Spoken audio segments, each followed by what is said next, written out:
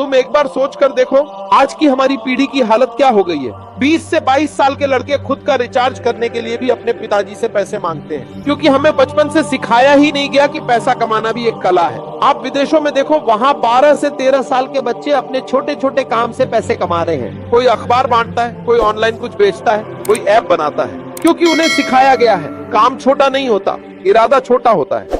और हमारे यहाँ सबको बस एक ही सपना दिखाया जाता है, आगे और पीछे सिर्फ एक नौकरी, पहले स्कूल, फिर कॉलेज, फिर कोचिंग, फिर सालों का इंतजार। 35 की उम्र तक पहुंच जाते हैं, बाल झड़ने लग जाते हैं, तब जाकर कहते हैं अब नौकरी लगी है। लेकिन सोचो अब उससे तुम क्या कर लोगे? जवानी तो इंतजार में निकल गई। अगर तुम्हारी उम्र 13 से 25 के बीच है तो सुनो ध्यान से, अब तुम्हें यह समझना पड़ेगा कि नौकरी ही जिंदगी नहीं है।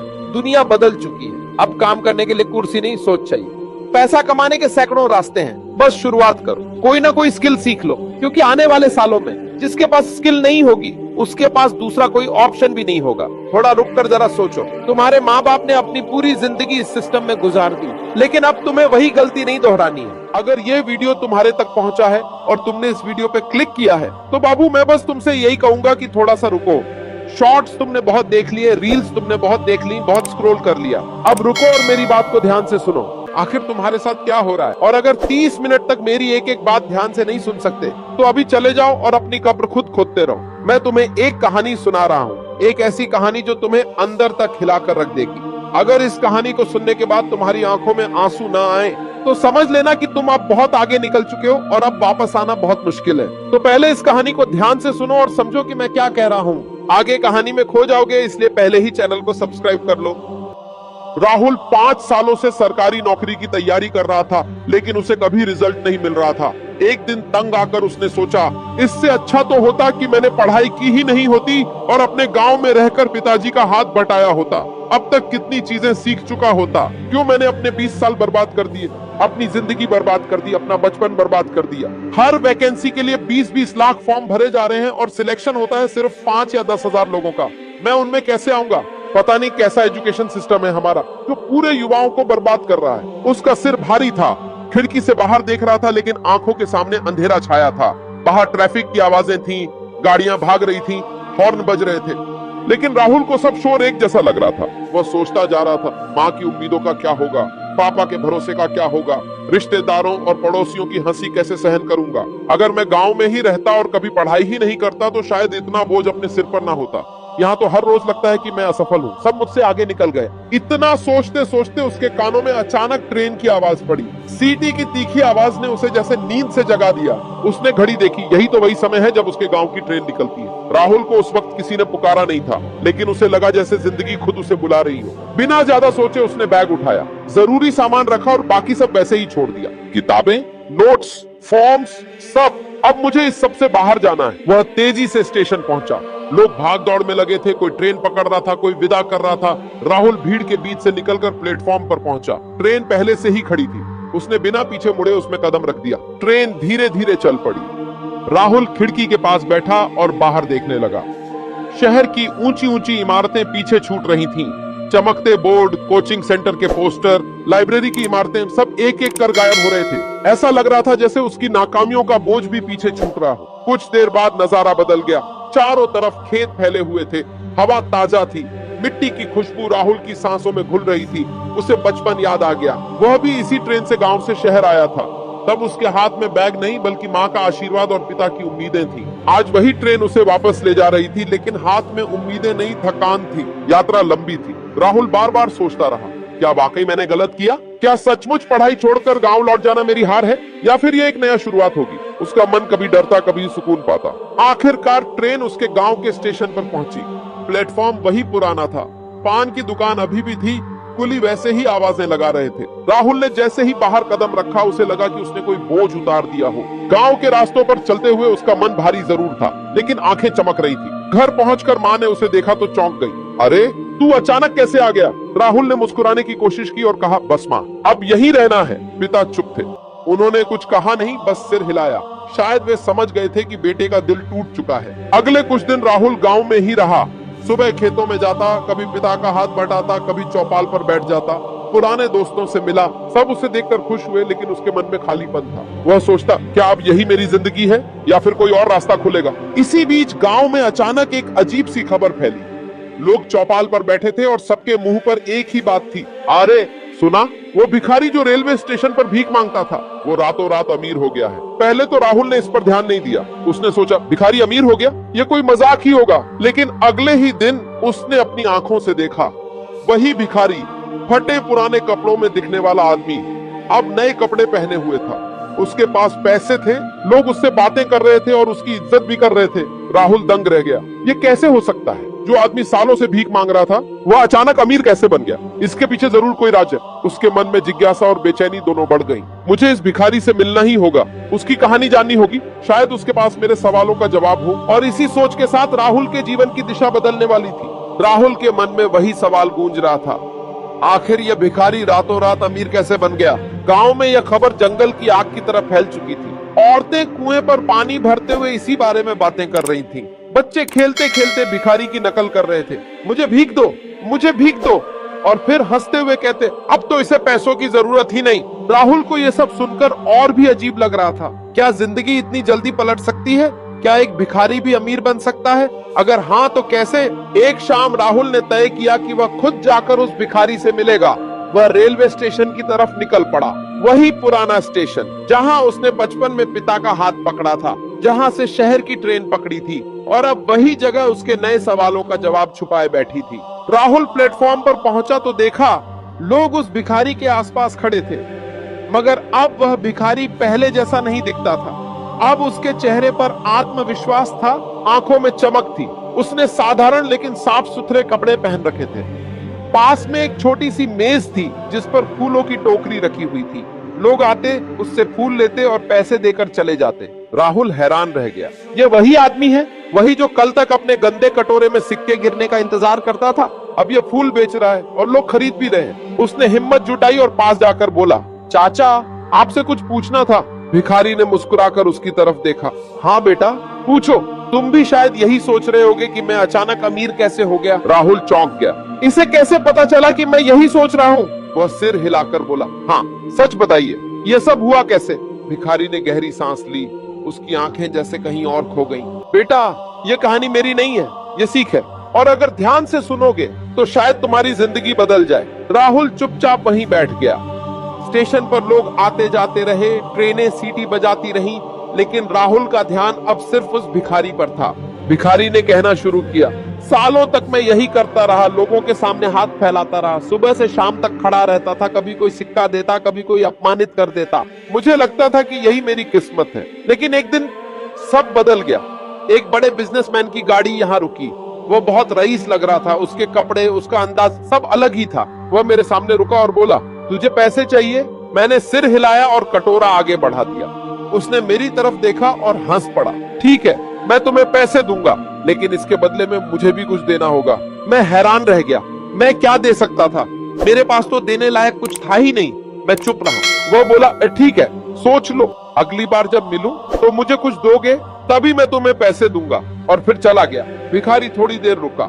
राहुल की आंखें फैल चुकी थीं। फिर राहुल ने जल्दी से पूछा। भिखारी मुस्कुराया।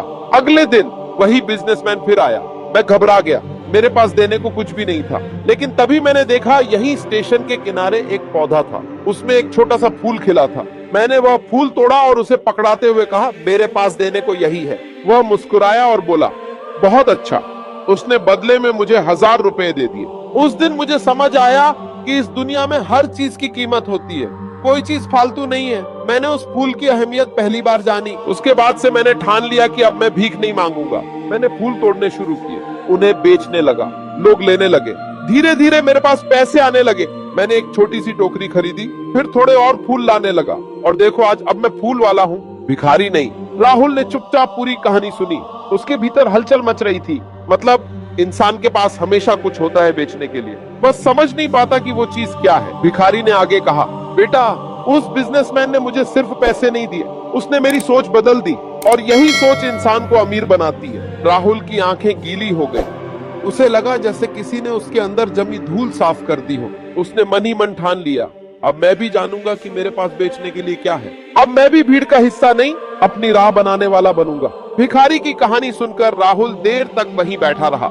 स्टेशन की भीड़ उसके लिए गायब हो चुकी थी। उसके कानों में सिर्फ वही शब्द गूंज रहे थे, इस दुनिया में हर चीज की कीमत होती है। राहुल को महसूस हुआ कि यह कोई साधारण घटना नहीं है। यह आदमी जिसे उसने सालों से कटोरा लिए खड़ा देखा था, अब बिल्कुल बदल चुका था और उसकी बातों में एक अजीब सी ताकत थी।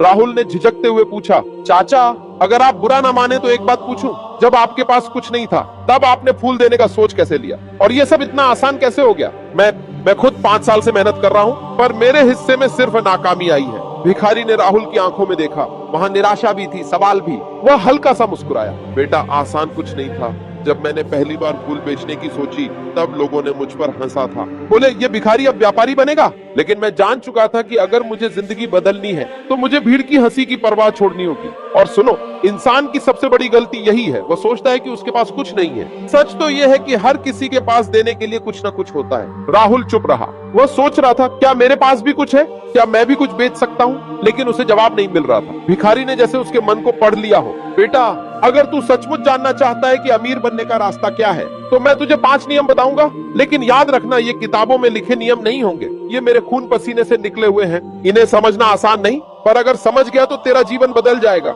राहुल का दिल जोर जोर से धड़कने लगा। 5 नियम, यही वो चीज हो सकती है जिसकी मुझे तलाश थी। उसने तुरंत कहा, हाँ चाचा, मुझे बताइए, मैं सुनने के लिए तैयार हूँ। भिखारी ने गहरी सांस ली और बोला, नहीं बेटा, अभी नहीं, जल्दीबाजी मत कर। जो चीज सालों में सीखी है उसे एक दिन में समझना नामुमकिन है। पहले तुझे ये साबित करना होगा कि तू सचमुच बदलना चाहता है। जब तक तेरे मन में दृढ़ता नहीं होगी तब तक कोई नियम काम नहीं करेगा। राहुल ने सिर झुका लिया। उसके अंदर से आवाज आई, हाँ, मैं बदलना चाहता हूँ, अब और नहीं। भिखारी ने उसकी तरफ हाथ बढ़ाया और कहा, ठीक है, कल सुबह यहीं स्टेशन पर मिलना। मैं तुझे पहला नियम बताऊंगा, और याद रखना, हर नियम तुझे अपनी आंखों से देखना होगा, सिर्फ सुनकर नहीं समझ पाएगा। राहुल ने हाँ में सिर हिलाया।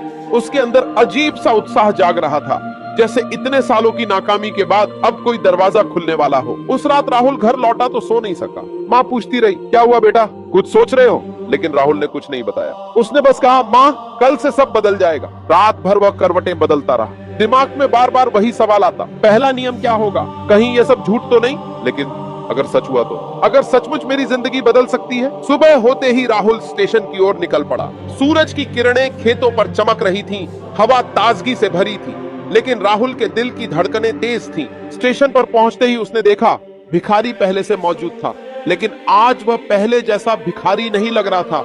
उसने साफ कपड़े पहने थे और उसकी टोकरी में ताजे फूल रखे हुए थे। लोग आते, मुस्कुराकर उससे फूल लेते, पैसे देते और चले जाते। राहुल पास गया और बोला, चाचा, मैं आ गया। भिखारी ने उसकी तरफ देखा और बिना समय गंवाए कहा, ठीक है, आज मैं तुझे पहला नियम बताता हूँ। याद रख, अमीर बनने का पहला नियम है, देना सीखो। इस दुनिया में जो देता है वही पाता है। तू चाहे समय दे, मेहनत दे, या एक फूल ही क्यों ना दे, देना जरूरी है। जब तक इंसान सिर्फ लेने के बारे में सोचता रहेगा वह भिखारी ही रहेगा। जब वह देना शुरू करता है तभी से वह अमीर बनने की तरफ बढ़ता है। राहुल ने ध्यान से सुना। देना क्या सचमुच इतना आसान है? भिखारी ने उसकी आंखों में देखते हुए कहा, बेटा, आसान नहीं है। सबसे मुश्किल चीज है बिना उम्मीद के देना। लोग हंसेंगे, लोग तुझे पागल कहेंगे, लेकिन तू अगर दिल से देता रहेगा तो धीरे धीरे तुझे उसका फल मिलेगा। यही पहला कदम है। राहुल चुप हो गया। उसने अपने जीवन को याद किया। मैंने तो हमेशा लिया ही है, पापा का पैसा, माँ की उम्मीदें, कोचिंग का समय, लेकिन मैंने कभी दिया क्या? राहुल उस दिन घर लौटा तो हाथ में एक छोटा सा फूल था।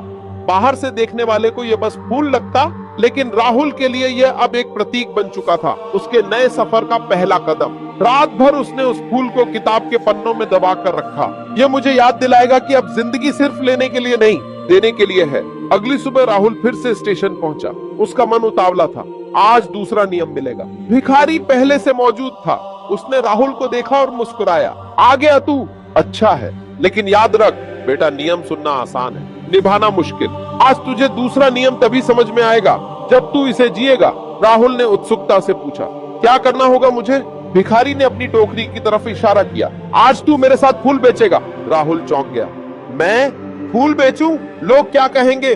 गांव वाले हंसेंगे। राहुल जो सरकारी नौकरी की तैयारी कर रहा था अब फूल बेच रहा है। लेकिन तुरंत उसके दिमाग में भिखारी के कल के शब्द गूंजे, लोग हंसेंगे, लेकिन तू डटे रहना। राहुल ने हिम्मत जुटाई और टोकरी उठा ली। प्लेटफॉर्म पर लोग आते जाते रहे। राहुल झिझकता हुआ पहली बार एक यात्री के पास गया। भाई साहब, फूल ले लीजिए। यात्री ने उसे घूरा और बिना जवाब दिए आगे बढ़ गया। राहुल का चेहरा उतर गया। मुझसे नहीं होगा, भिखारी ने हंसते हुए कहा। पहली ठोकर जरूरी है, चल दोबारा कोशिश कर। राहुल ने हिम्मत की। इस बार एक महिला यात्री के पास गया। मैडम, ताजे फूल हैं, लीजिए ना। महिला ने टोकरी देखी, मुस्कुराई और 2 फूल खरीद लिए। राहुल के हाथ में पहली बार कुछ रुपए आए। उस पल राहुल के भीतर अजीब सा जोश जागा। मैं कर सकता हूँ। धीरे धीरे उसने और लोगों से बात करनी शुरू की। कभी कोई मना कर देता, कभी कोई हंस देता, लेकिन कई लोग फूल भी खरीद लेते। हर सिक्के के साथ राहुल को लगता कि उसका आत्मविश्वास लौट रहा है। कुछ घंटे बाद टोकरी खाली हो चुकी थी। राहुल थक चुका था, लेकिन उसके चेहरे पर मुस्कान थी। चाचा, आज तो मजा आ गया। मैंने कभी सोचा भी नहीं था कि मैं फूल बेच सकता हूँ। भिखारी ने सिर हिलाया और गंभीर स्वर में बोला, यही है दूसरा नियम बेटा। सुन, अमीर बनने का दूसरा नियम है, मेहनत से शर्म मत करो। काम छोटा बड़ा नहीं होता। भिखारी भीख मांगता है क्योंकि उसे लगता है कि मेहनत उसके बस की बात नहीं, और अमीर इसलिए अमीर है क्योंकि उसे मेहनत करने में शर्म नहीं आती, चाहे काम कितना भी छोटा क्यों ना हो। अगर ईमानदारी से किया जाए तो वही अमीरी का रास्ता खोलता है। राहुल ने यह सुनकर गहरी सांस ली। उसकी आंखों के सामने अपनी पुरानी जिंदगी घूम गई। पढ़ाई के नाम पर कमरे में बंद रहना, परिवार का बोझ उठाना, लेकिन असल मेहनत से बचना। क्या मैंने भी मेहनत से मुंह मोड़ लिया था? भिखारी ने उसकी सोच को तोड़ा। देख बेटा, लोग कहते हैं नौकरी बड़ी है, दुकान छोटी है, लेकिन असलियत यह है कि हर काम बराबर है। फर्क बस इतना है कि तू काम कर रहा है या भीख मांग रहा है। जब तक तू मेहनत करने के लिए तैयार है, तू कभी गरीब नहीं रहेगा। राहुल ने सिर झुका लिया। हाँ चाचा, अब समझ आया। मैं हमेशा सोचता रहा कि मुझे सिर्फ बड़ी नौकरी करनी है, लेकिन सच्चाई यह है कि मैं मेहनत से भाग रहा था। भिखारी ने मुस्कुराते हुए उसकी पीठ थपथपाई। अच्छा है, तू सीख रहा है। याद रख, ये नियम तुझे किताबों में नहीं मिलेंगे, इन्हें जीना पड़ता है। और तूने आज दूसरा नियम जी लिया है। राहुल के दिल में अजीब सी शांति थी। उसे लग रहा था कि वह धीरे धीरे अपने खोए हुए रास्ते पर लौट रहा है। स्टेशन से घर लौटते वक्त उसने सोचा, अगर सिर्फ 2 नियम ने मुझे इतना बदल दिया है, तो बाकी 3 मेरे जीवन को कहां तक ले जाएंगे।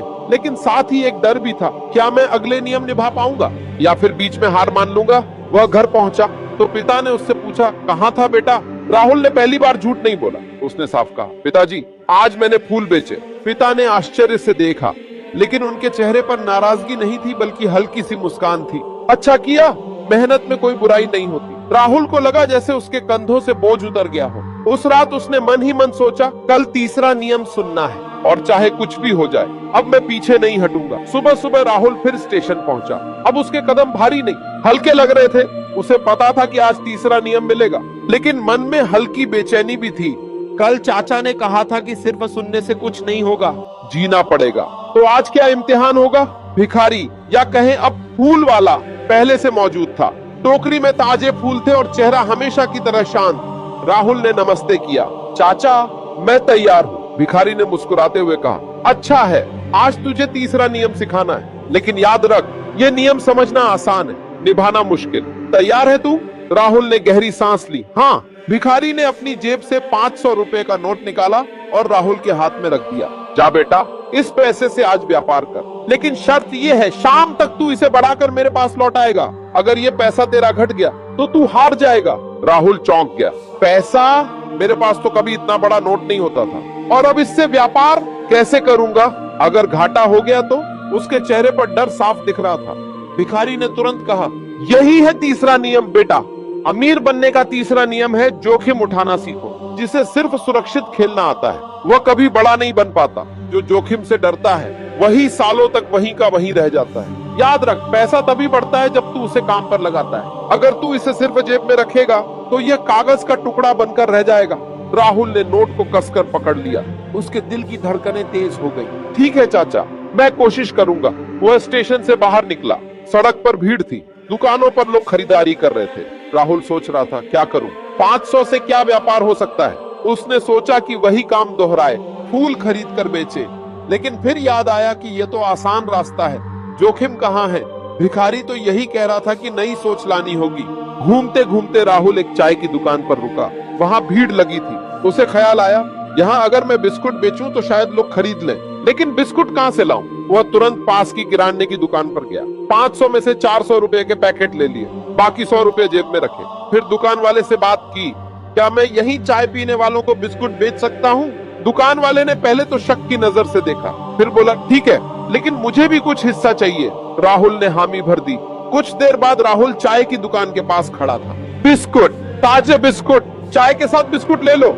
लोग पहले हंसने लगे, अरे ये तो वही लड़का है जो नौकरी की तैयारी कर रहा था, अब बिस्कुट बेच रहा है। लेकिन राहुल ने परवाह नहीं की, उसने दिल मजबूत किया और आवाज लगाता रहा। धीरे धीरे लोग खरीदने लगे, चाय के साथ बिस्कुट सबको भाने लगे। 2 घंटे में उसका सारा माल बिक गया। उसने हिसाब लगाया, 400 के बिस्कुट उसने 500 में बेच दिए, यानी 100 रुपए का मुनाफा। उसके हाथ कांप रहे थे खुशी से। मैंने कर दिखाया, मैंने जोखिम लिया और जीत गया। शाम को राहुल दौड़ते हुए स्टेशन पहुंचा। भिखारी वहीं बैठा था। राहुल ने मुस्कुराते हुए 500 का नोट और साथ में 100 रुपए और उसके हाथ में रख दिए। ये रहा आपका पैसा और ये है मुनाफा। भिखारी ने उसकी आंखों में देखा और गंभीर स्वर में कहा, शाबाश बेटा, तूने साबित कर दिया कि तू जोखिम उठाने से डरता नहीं। यही है तीसरा नियम। याद रख, अगर तू डर के कारण कदम पीछे खींच लेता तो तेरा पैसा खत्म हो जाता, लेकिन तूने हिम्मत दिखाई। यही फर्क है गरीब और अमीर में। राहुल की आंखों में चमक थी। उसे लग रहा था जैसे उसने कोई परीक्षा पास कर ली हो। भिखारी ने आगे कहा, लेकिन याद रख बेटा, जोखिम का मतलब पागलपन नहीं है। समझदारी से सोच समझकर उठाया गया जोखिम ही सही फल देता है। मूर्खता से उठाया गया कदम तुझे बर्बाद कर सकता है। फर्क बस इतना है, क्या तूने सोचे समझे कदम लिए या बिना सोचे कूद पड़ा। राहुल ने सिर हिलाया। हाँ चाचा, अब समझ आया, डर सिर्फ मन में होता है। अगर सोच समझकर कदम उठाओ तो हार नहीं, जीत भी मिल सकती है। भिखारी मुस्कुराया। अच्छा है, तू अब रास्ते पर चल रहा है, लेकिन अभी 2 नियम और बाकी हैं। और यकीन मान, असली कसौटी वहीं होगी। राहुल के दिल में उत्साह था। अब वह जान चुका था उसकी जिंदगी बदल रही है, लेकिन साथ ही उसके मन में डर भी था। अगर अगली बार असफल हो गया तो क्या मैं तब भी संभल पाऊंगा। उस रात राहुल देर तक सोचता रहा। उसके हाथ में वही फूल था और अब 100 रुपए का मुनाफा भी। लेकिन उसके दिमाग में सिर्फ एक बात गूंज रही थी, अब मैं जोखिम से नहीं डरूंगा। अगले दिन राहुल सुबह सुबह उठ गया। पिछली रात उसे नींद ठीक से नहीं आई थी। बार बार वही ख्याल आता रहा, जोखिम उठाना। हाँ, लेकिन अगली बार क्या होगा, अब आगे क्या सिखाएंगे चाचा। स्टेशन की तरफ जाते हुए उसकी चाल तेज थी। मन में उत्सुकता भी थी और डर भी। भिखारी पहले से वहां मौजूद था। टोकरी में फूल रखे थे, पर इस बार फूल कम थे और चेहरा गंभीर। राहुल ने देखा कि आज चाचा मुस्कुरा नहीं रहे। नमस्ते चाचा। भिखारी ने हल्की सी मुस्कान दी। नमस्ते बेटा, लगता है आज रात नींद नहीं आई। राहुल ने चौंक कर देखा। आपको कैसे पता। भिखारी ने कहा, तेरे चेहरे पर सब लिखा है, चिंता मत कर, आज का सबक तेरी सारी बेचैनी का जवाब देगा। राहुल सीधा बैठ गया। तो बताइए, आज क्या सीखना है। भिखारी ने धीरे से कहा, अमीर बनने का चौथा नियम है, अकेले कभी मत चलना, रिश्तों और भरोसे का मूल्य समझो। राहुल ने भौहें सिकोड़ ली। मतलब अमीर बनने के लिए रिश्तों का क्या लेना देना। भिखारी ने बिना जवाब दिए अपनी टोकरी से एक मुरझाया फूल निकाला और राहुल के हाथ में रख दिया। देख, ये फूल अकेला है, अगर इसे तू अकेले ही रखेगा तो जल्दी मुरझा जाएगा, लेकिन अगर इसे बाकी फूलों के साथ रखेगा तो ये और देर तक ताजा रहेगा। जिंदगी भी वैसी ही है, अकेला इंसान जल्दी टूट जाता है, पर जब उसके पास अपने लोग होते हैं तो वह मजबूत रहता है। राहुल अभी भी समझने की कोशिश कर रहा था, तभी भिखारी ने उसे पास खींचा और स्टेशन की ओर इशारा किया। वहां एक रिक्शा वाला बैठा था जिसका रिक्शा टूटा हुआ था।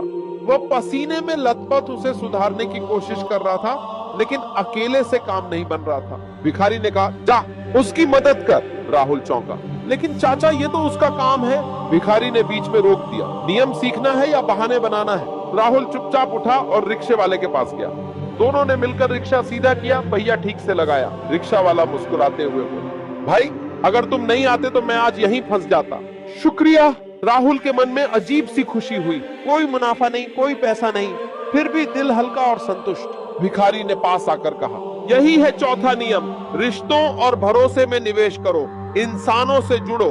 सिर्फ पैसों का लेन देन अमीर नहीं बनाता, असली अमीरी तब है जब लोग तेरे साथ खड़े हों। तू आज उस रिक्शे वाले की मदद की, कल वही तुझे किसी और मुसीबत से निकाल लेगा। यह दुनिया लेन देन से चलती है, लेकिन हर बार पैसा ही नहीं देना पड़ता। कभी मदद, कभी भरोसा, कभी समय भी देना होता है। राहुल ने गहरी सांस ली। अब बात समझ आने लगी थी। तो चाचा, क्या यही वजह है कि आप भी कभी अकेले नहीं रहते? आप हर रोज लोगों से जुड़ते हैं, उन्हें फूल देते हैं। भिखारी मुस्कुराया। सही समझा, मेरे पास शुरू में पैसा नहीं था, लेकिन मेरे पास लोग थे। मैंने फूल बेचते बेचते सिर्फ पैसे नहीं कमाए, बल्कि रिश्ते बनाए। स्टेशन का हर दुकानदार मुझे जानता है, हर यात्री मुझे पहचानता है। यही नेटवर्क मेरी असली ताकत है। जब मेरे पास मुश्किल आई तो ये लोग मेरे साथ खड़े हुए। और बेटा, यही रिश्ते किसी भी इंसान को अमीर बनाते हैं, सिर्फ रुपये से नहीं बल्कि इज्जत और भरोसे से। राहुल चुपचाप सुन रहा था। उसकी आंखों में हल्की नमी आ गई थी। उसे याद आया कैसे नौकरी की तैयारी में उसने खुद को अकेला कर लिया था। दोस्ती छोड़ी, रिश्तेदारों से दूरी बना ली, हर किसी को बोझ समझा। अगर मैंने रिश्ते बनाए होते तो शायद मेरी जिंदगी इतनी खाली नहीं लगती। भिखारी ने उसके कंधे पर हाथ रखा। याद रख बेटा, अकेले चलोगे तो शायद थोड़ा आगे बढ़ जाओगे, लेकिन दूर तक जाना है तो साथ चाहिए, और यही चौथा नियम है। राहुल ने सिर हिलाया। अब उसे साफ दिख रहा था कि पैसा ही सब कुछ नहीं, रिश्तों की ताकत ही असली पूंजी है। उस शाम राहुल घर लौटा तो उसके मन में अलग ही शांति थी। उसने तय किया कि अब वह लोगों से दूर नहीं रहेगा। गांव में, मोहल्ले में, जहां भी रहेगा रिश्ते बनाएगा। लेकिन साथ ही उसके मन में सवाल भी था। अब तक 4 नियम मिल गए, लेकिन 5वां नियम क्या होगा और क्या मैं उसे निभा पाऊंगा? भिखारी ने जाते जाते कहा भी, बेटा 5वां नियम सबसे कठिन है, अगली बार तैयार होकर आना, वहां तेरी असली परख होगी। राहुल के कदम थम गए, दिल जोर से धड़क रहा था। अगर चौथा नियम इतना गहरा था तो 5वां क्या होगा? अगली सुबह राहुल की बेचैनी पहले से कहीं ज्यादा थी। 4 नियम उसके भीतर बैठ चुके थे। पहला, कुछ भी फ्री नहीं मिलता। दूसरा, मेहनत का फल तभी है जब तू मूल्य पैदा करे। तीसरा, जोखिम उठाना सीख। 4, रिश्तों और भरोसे की ताकत समझ। लेकिन अब 5वां नियम बचा था। भिखारी ने साफ कहा था, यह सबसे कठिन है। राहुल स्टेशन की तरफ भागा। इस बार उसके कदम डर और उत्साह दोनों से भरे थे। जैसे ही वह पहुंचा, उसने देखा कि भिखारी फूलों की टोकरी के पास खड़ा है, लेकिन आज उसका अंदाज बदला हुआ था। चेहरे पर वही शांत भाव, पर आंखों में गहराई और गंभीरता। आ गया बेटा? हाँ चाचा, राहुल ने जवाब दिया। मैं तैयार हूँ। भिखारी ने सिर हिलाया। आज मैं तुझे 5वां नियम दूंगा, लेकिन ध्यान रख, ऐसे सिर्फ सुनना नहीं है, इससे जीना पड़ेगा, और ये नियम ही तय करेगा कि तू सच में अमीर बनेगा या नहीं। राहुल ने गहरी सांस ली। बताइए, भिखारी ने उसकी आंखों में देखते हुए कहा। अमीर बनने का 5वां नियम है, खुद को दूसरों के लिए उपयोगी बनाओ। पैसा कमाना आसान है, मेहनत, जोखिम और रिश्तों से हर कोई आगे बढ़ सकता है, लेकिन असली अमीरी तभी है जब तेरी मौजूदगी दूसरों की जिंदगी बदल दे, जब लोग तुझसे सिर्फ रुपये के लिए नहीं बल्कि उम्मीद और सहारे के लिए जुड़े रहे। राहुल थोड़ी देर चुप रहा। लेकिन चाचा, मैं दूसरों के लिए क्या कर सकता हूँ? मैं खुद संघर्ष कर रहा हूँ, अभी तक तो मेरी जिंदगी ही उलझी रही है। भिखारी मुस्कुराया। यही तो असली कसौटी है बेटा। हर इंसान सोचता है कि पहले मैं सफल हो जाऊं, अमीर बन जाऊं, फिर दूसरों की मदद करूंगा, लेकिन सच्चाई उलटी है। जो दूसरों के लिए काम करना शुरू करता है वही सच में अमीर बनता है। देख, मैंने फूल बेचकर पैसा कमाया, लेकिन असली दौलत तब मिली जब लोगों को मैंने खुश किया। शादी में फूल दिए तो आशीर्वाद मिला, यात्रियों को फूल दिए तो मुस्कान मिली। यही मेरी असली कमाई है। राहुल सोच में पड़ गया। भिखारी ने उसकी चुप्पी तोड़ते हुए कहा, आज तुझे एक इम्तिहान दूंगा। स्टेशन के उस कोने में देख। राहुल ने देखा, वहां एक बूढ़ी औरत बैठी थी, झुर्रियों से भरा चेहरा, मैले कपड़े, हाथ कांपते हुए फैले हुए। वह भिखारी भी नहीं लग रही थी, क्योंकि उसके चेहरे पर लाचारी थी, लेकिन जुबान पर भीख मांगने का शब्द नहीं। भिखारी ने कहा, जा बेटा, आज तुझे इस औरत की मदद करनी है, लेकिन ध्यान रहे, मदद सिर्फ पैसे से मत करना। कोशिश करना कि तेरी मौजूदगी उसकी जिंदगी बदल दे। अगर तू सफल हुआ तो 5वां नियम तूने सीख लिया, वरना समझ लेना कि अभी तेरा सफर अधूरा है। राहुल के दिल में हलचल मच गई। जिंदगी बदल दूं? मेरी अपनी जिंदगी ही संभल नहीं रही, और मैं किसी और की जिंदगी कैसे बदलूंगा? लेकिन वह आगे बढ़ा, धीरे धीरे उस औरत के पास पहुंचा और बैठ गया। मां जी, आप यहाँ क्यों बैठी हैं? औरत ने कांपती आवाज में कहा। बेटा दामाद शहर में है, उन्होंने मुझे बोझ समझकर यहाँ छोड़ दिया। कोई सहारा नहीं है। कभी कोई यात्री दया कर देता है तो पेट भरता है, वरना भूखा रह जाती हूँ। राहुल के दिल में टीस उठी। उसे अपने पिताजी याद आए। अगर मैं गांव न लौटता तो शायद वे भी अपने बेटे को बोझ ही समझते। उसने औरत के हाथ में पैसे रखने चाहे, लेकिन तुरंत याद आया, चाचा ने कहा था सिर्फ पैसे से मदद मत करना। उसने सोचा और अचानक एक ख्याल आया। स्टेशन के पास एक चाय की दुकान थी, जहाँ वह पहले बिस्कुट बेच चुका था। वह वहां गया और दुकान वाले से बोला, आते भाई, क्या आप इस माँ जी को अपने पास रख सकते हैं? ये चाय परोस देंगी, बर्तन धो देंगी, बदले में इन्हें खाना और थोड़े पैसे दे देना। इससे आपका काम भी आसान हो जाएगा और इनका जीवन भी सुधर जाएगा। दुकान वाले ने पहले हिचकिचाया, लेकिन फिर मान गया। राहुल वापस औरत के पास आया और सब समझाया। बूढ़ी औरत की आंखों से आंसू बह निकले। बेटा, तूने मुझे जिंदगी लौटा दी। आज तक सबने मुझे बोझ समझा, लेकिन तूने मुझे काम और इज्जत दी। राहुल का दिल भर आया। भिखारी दूर खड़ा सब देख रहा था।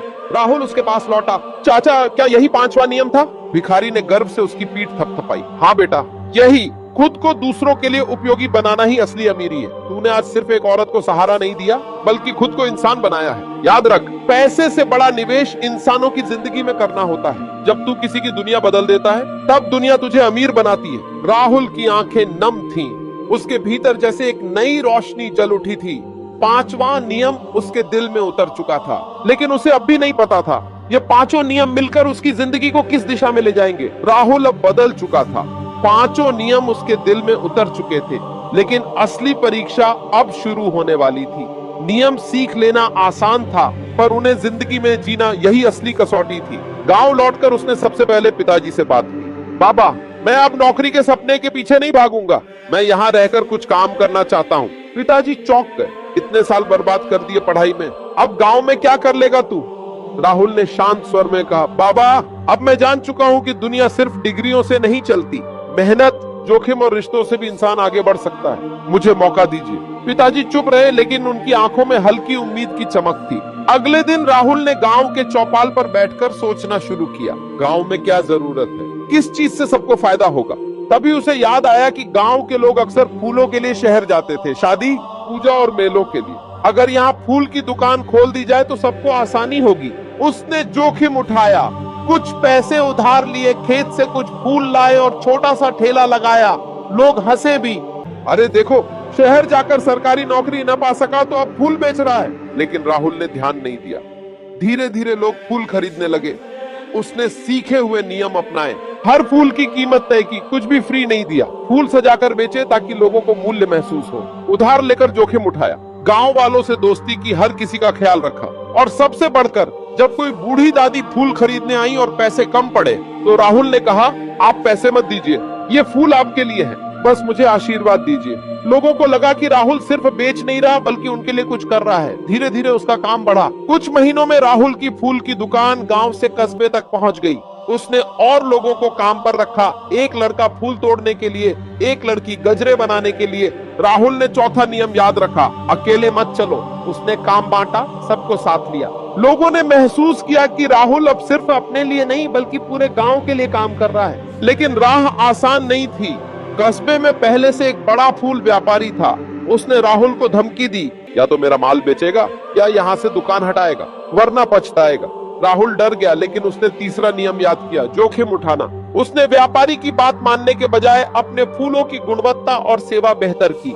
हर शादी ब्याह में वह खुद फूल पहुंचाता, हर ग्राहक से रिश्ते बनाए। धीरे धीरे लोग व्यापारी को छोड़कर राहुल के पास आने लगे। व्यापारी गुस्से में था, लेकिन राहुल ने शांति से कहा, भाई, हम दुश्मन नहीं, साथी बन सकते हैं। आप सप्लाई कीजिए, मैं बेचूंगा, दोनों को फायदा होगा। यही चौथा नियम काम आया, रिश्तों की ताकत। व्यापारी मान गया और दोनों साथ काम करने लगे। समय बीता, राहुल का कारोबार बड़ा हुआ। उसने फूलों के साथ साथ सजावट का काम भी शुरू कर दिया। गांव का लड़का जो पहले बिस्कुट बेच रहा था, अब पूरे इलाके का बड़ा व्यापारी बन चुका था। लेकिन राहुल को सबसे ज्यादा खुशी तब मिली जब उसने अपने गांव के बेरोजगार युवाओं को काम दिया। मेरे जैसा कोई और 20 साल किताबों में जिंदगी बर्बाद न करे, सबको मौका मिलना चाहिए। गांव वाले राहुल को अब सिर्फ व्यापारी नहीं बल्कि नेता मानने लगे। एक दिन वही भिखारी जिसने राहुल को 5 नियम सिखाए थे, अचानक गांव आया। अब वह बूढ़ा हो चला था। राहुल ने उसे पहचानते ही गले लगा लिया। चाचा, अगर आप ना होते तो मैं आज यहाँ ना होता। भिखारी ने मुस्कुराकर कहा, नहीं बेटा, मैंने सिर्फ रास्ता दिखाया, चला तू खुद है। राहुल ने उन्हें अपनी दुकान, गोदाम और काम करने वाले लोग दिखाए। गांव वाले भी इकट्ठा हो गए। सब कहने लगे, राहुल ने हमारे गांव को बदल दिया है। भिखारी की आंखों में आंसू थे। यही असली अमीरी है बेटा। पैसा तो हर कोई कमा सकता है, लेकिन जो इंसान दूसरों की जिंदगी बदल दे वही सच में अमीर होता है। राहुल ने झुककर उनके पैर छुए। चाचा, ये 5 नियम मैं कभी नहीं भूलूंगा। ये सिर्फ मुझे अमीर नहीं, इंसान भी बना गए। भिखारी ने धीरे से कहा, अब तू ही इन नियमों को आगे बांट ताकि कोई और भी अपनी जिंदगी बर्बाद न करे। और उसी दिन से राहुल ने गांव के युवाओं को सिखाना शुरू किया, मेहनत की कीमत समझो, अपने काम से मूल्य पैदा करो, जोखिम उठाओ, रिश्ते बनाओ और सबसे बढ़कर खुद को दूसरों के लिए उपयोगी बनाओ। राहुल की कहानी अब सिर्फ गांव तक नहीं रही, वह पूरे जिले में मिसाल बन गया।